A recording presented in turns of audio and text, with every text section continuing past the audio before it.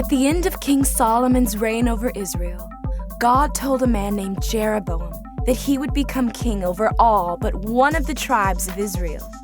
But Solomon wasn't ready to give up the throne, so he tried to kill Jeroboam, who escaped and fled to Egypt. A short while later, Solomon died, and his son Rehoboam was named king. The people were unhappy with the heavy taxes placed on them and went to complain, along with their spokesperson, Jeroboam. Despite their complaints, the king refused to listen. Furious, most of Israel made Jeroboam their leader and lived in the northern territory called Israel, where Rehoboam ruled over the southern tribe called Judah. After being a united country for many years, Israel was now split in two.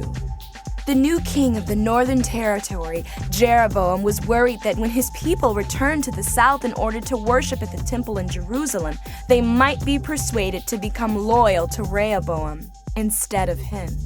So he devised a plan. He constructed 2 golden calves and told his people that they were the gods that helped them escape from Egypt many years earlier. Then he had a huge festival to worship these gods, and unbelievably, the Israelites went along with it. Then one day, Jeroboam was at one of the altars making a sacrifice, when a man who followed God approached Jeroboam and warned him that his kingdom would soon be ruined. Jeroboam stretched out his arm and shouted, "Seize him!" As he did, his hand shriveled up. Terrified, Jeroboam pleaded with the man to pray for him. So the man prayed for Jeroboam's hand, and it was healed.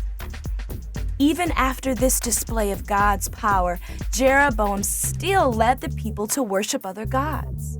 For years, Jeroboam and Rehoboam were at war. When Rehoboam died, his son and then grandson took over as kings of Judah.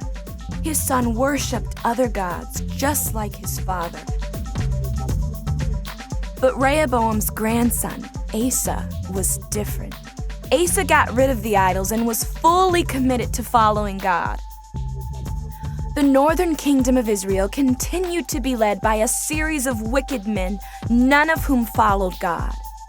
One of these kings was Ahab, who did more evil in the eyes of God than any king before him.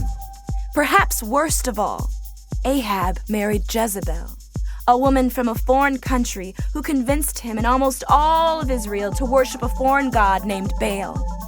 Because of this, God would need to send a messenger to set things straight.